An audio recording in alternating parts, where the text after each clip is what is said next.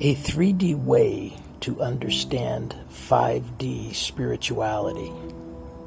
If you think about every single word that is not attached to a thing, a word like kind, a word like jealous, sad, happy, joyful, angry, depressed.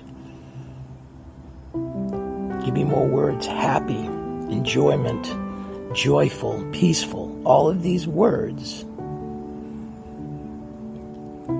are talking about a spiritual experience.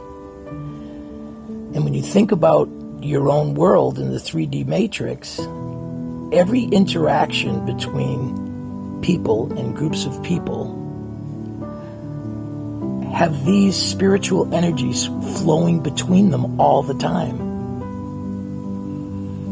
And each person on one end of the suffering, there's a person at the other end causing the suffering.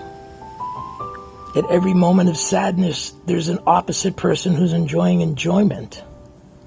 When you start to look at our human interactions together, not talking about what somebody is saying, but just talking about the spiritual dynamics between people. And whenever there's a problem, whenever there's an argument, you default to that 3D perception and trying to understand the spiritual dynamics between those who are involved.